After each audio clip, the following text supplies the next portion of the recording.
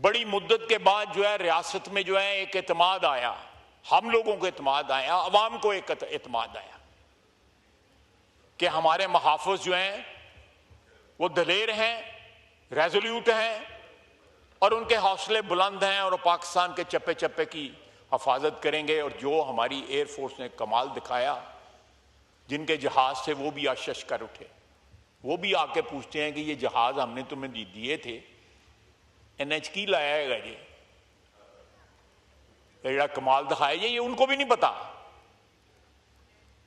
ये सारे का सारा जो है इंडिजिनस जो है हमारी टेक्नोलॉजी, हमारे बच्चों ने,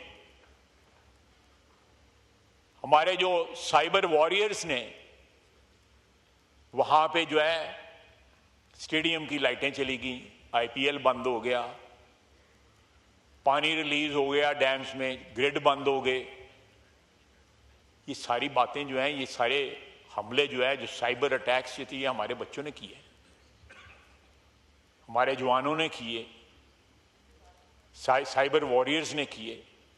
हमें हमें जो है इस फतह के ऊपर जो है तमाम उम्र जो है ता क़यामत जो है फख्र होगा कि किस तरह ये जंग लड़ी गई और पूरी कौम जो है मुत्तहिद होके अपनी अफवाज के पीछे खड़ी थी। एक पूरी नस्ल को जो है हमारी अफवाज की जो लीडरशिप है उसने इंस्पायर किया है। रियासत के अंदर एतमाद जो है वो कहीं नीचे था, वो आसमान को छू रहा है।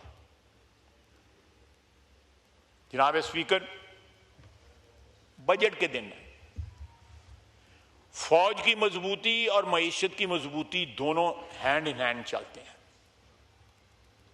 हमने पिछले 1 साल के अंदर स्क्रैच से, मैं लंबी चौड़ी फिगर्स के चक्कर में चाहता, मैं कोई इतना ना मैं इकोनॉमिस्ट हूं ना कोई बजट का एक्सपर्ट हूं, लेकिन आज से 1 साल कबल जो है, 1 साल से कुछ ज्यादा अरसे में जो अचीव किया है, मैं वजीर खजाना को खराज तहसीन पेश करता हूं। वो गैर सियासी शख्स हैं, टेक्नोक्रेट हैं, बैंकर हैं, गो उनकी फैमिली जो है उनका सियासत के साथ गहरा ताल्लुक आज भी है और रहा भी है, लेकिन जिस तरह उन्होंने पाकिस्तान के लिए एतमाद जो है हासिल किया बैनुल अक़वामी जो फाइनेंशियल इंस्टीट्यूशंस हैं उनसे, वो कमाल है। और मेरे सामने ये फिगर्स हैं, मैं कोशिश करता हूं कि उनको पढ़ूं कि -0.2% से हमारा GDP ग्रोथ जो है, रियल GDP ग्रोथ, वो +2.7%।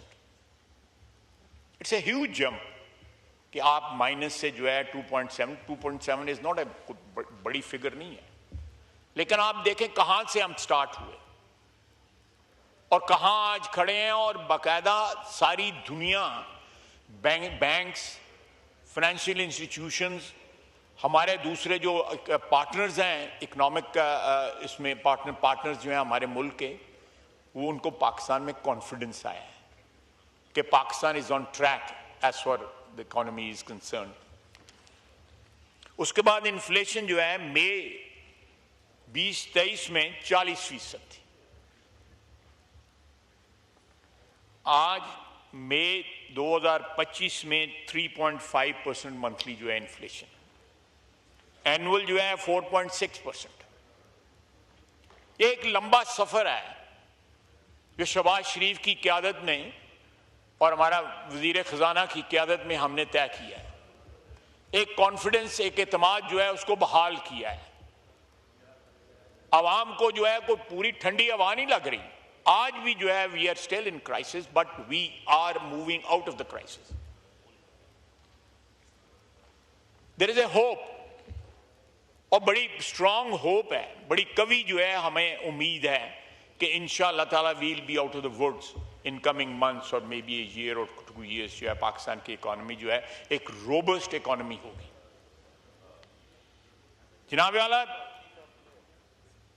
2023 में ट्रेड जो बैलेंस था वो 7.6% ऑफ GDP,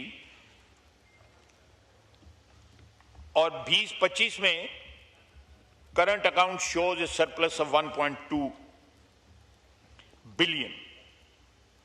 यही ट्रेड डेफिसिट ये भी जो है आपका जो है पॉजिटिविटी की तरफ आ गया.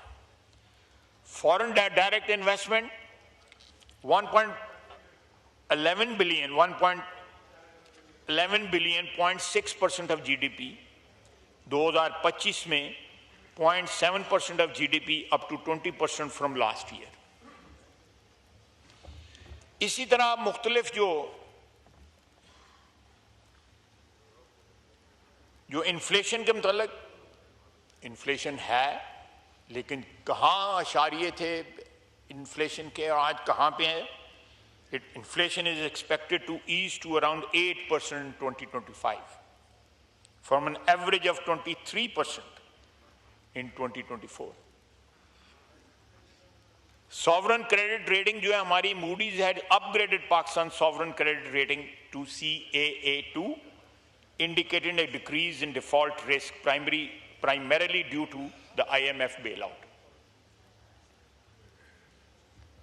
इसी तरह और बहुत सी चीजें हैं हमारी. 1,25,000 पे स्टॉक मार्केट जो है परसों उसने टच किया. ये क्राइसिस की वजह से ड्रॉप आया है. फिर ये रिफ्लेक्ट करता है कि हमारी बिजनेस कम्युनिटी का एक कॉन्फिडेंस जो है हमारी हुकूमती पॉलिसीज के अंदर.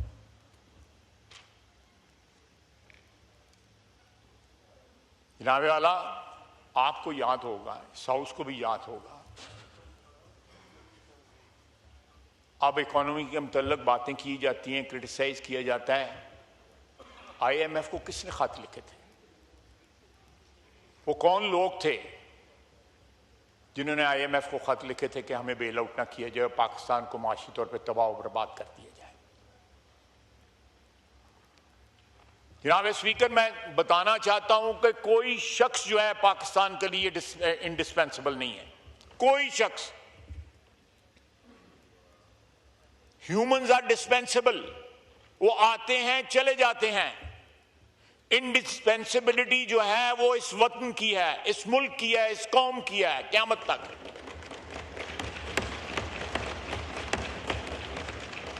इंसान डिस्पेंसिबल है. यहां पे बड़े बड़े आली मर्तबा जो है पैगंबर आए,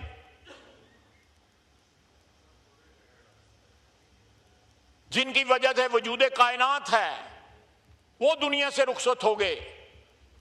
इश्यूज नेशनल बनाएं, जरूर बनाएं. जहां पे हम फॉल्टर करते हैं और हमारे इश्यूज बनाएं, जरूर बनाएं, लेकिन सारी सियासत का महवर एक शख्स बना देना, मैं समझता हूं कि जिससे ये हुब्बुल वतनी नहीं है. ये हुब्बुल शख्स है, कोई हुब्बुल किसी और का हुब्ब है. ये सेल्फ डिस्ट्रक्टिव है. ऑलरेडी जो है the process of self destruction has started.